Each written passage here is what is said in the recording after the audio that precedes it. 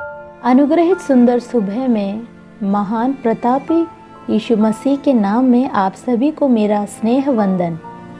आज परमेश्वर हमें रोमियो की पत्री 15वां अध्याय 18 और 19वें वाक्य से बातें करना चाहता है, जहाँ पर प्रेरित पौलुस ने बताया है, क्योंकि उन बातों को छोड़ मुझे और किसी बात के विषय में कहने का साहस नहीं जो मसीह ने अन्य जातियों की अधीनता के लिए वचन और कर्म और चिन्हों और अद्भुत कामों की सामर्थ से और पवित्र आत्मा की सामर्थ से ही मेरे द्वारा किए गए। पढ़े हुए वचन के आधार पर असली अनुभव की उत्पत्ति विषय पर मनन करने के लिए आओ हम समर्पित हो जाएं। प्रेरित पौलुस कहता है, जातियां मसीह यीशु को अनुसरण करने का कारण।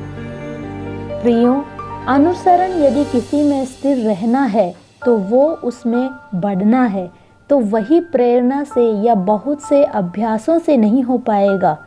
परमेश्वर के नाम में अपने उद्देश्यों की पूर्ति के लिए परमेश्वर में स्थिर रहने वालों को सभी समयों में बड़ी बोझ का कारण क्या है पता है? परमेश्वर को जानने के बाद भी आवश्यक अनुसरण आए बिना स्थिर नहीं रह पाते और नष्ट हो जाने वाले बहुत से लोग हैं। एक पल का चमत्कार परमेश्वर के उस हाथ को पहचानने के पश्चात भी उसमें स्थिर नहीं रहते और वापस चले जाते हैं। मतलब मसीह से अनुग्रह पाकर चमत्कारों का अनुभव करने के बाद भी पुराने जीवन को सुचारू रखते हैं। मसीह जीवन में वे चल नहीं पाते, अपने जीवन को वे मसीह में समर्पित नहीं कर पाते। मुझे सुनने वाले आप लोग हो सकता है उस अनुसरण की स्थिति तक ना पहुंचने वाले व्यक्ति हों। पवित्र शास्त्र का भाग बार बार पढ़ें। रोमियो की पत्री 15वां अध्याय 18 और 19 हमें 5 बातें बताता है। पहला वचन, दूसरा कर्म, तीसरा चिन्ह, चौथा चमत्कार और 5वां पवित्र आत्मा की शक्ति। इन 5 बातों की शक्ति से जातियां यीशु का अनुसरण करने वाली हो गई। तब इस साल के अंत के हफ्तों में पहुंचे हम में परमेश्वर के आग्रह के अनुसार एक अनुशासन हम में नहीं है, तो आज अपने आप को परमेश्वर को सौंप दें। परमेश्वर अपने वचन की शक्ति, परमेश्वर अपने कार्यों द्वारा, परमेश्वर के चिन्हों द्वारा, अपने निशानों द्वारा, परमेश्वर की पवित्र आत्मा की शक्ति हमें परिवर्तित करने के लिए क्या आप अपने आप को समर्पित करेंगे? विविध कार्य एक व्यक्ति के जीवन में जब परिवर्तित होते हैं तो मसीह का अनुसरण करने वाले हो जाते हैं। असली अनुभव अपने अंतः मन से निकलने का कारण होता है।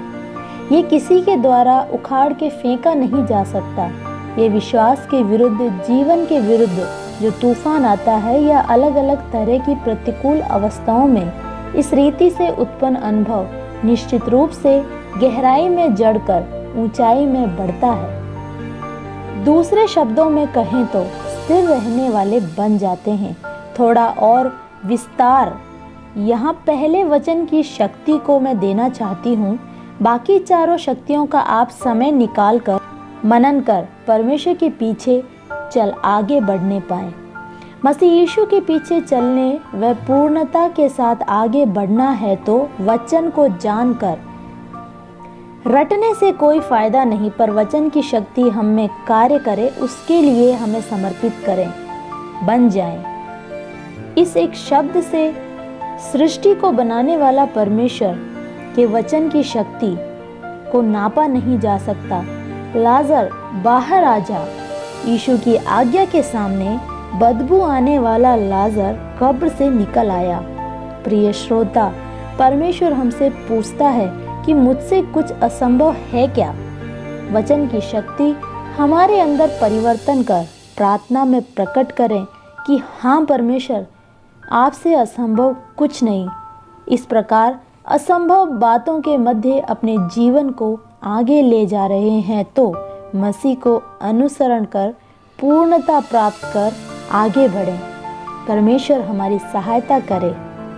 पवित्र पिता, इस अनुग्रहित दिन में हमारे जीवन को समर्पित करते हैं। मसीह की सच्चाई से अनुसरण कर स्थिर रहने के लिए हे परमेश्वर अपने वचन की शक्ति, अपने कार्यों की शक्ति, चिन्ह और चमत्कार और पवित्र आत्मा की शक्ति हमारे जीवन में कार्य करने पाए, उसी तरह का अनुसरण हमें उत्पन्न होने पाए।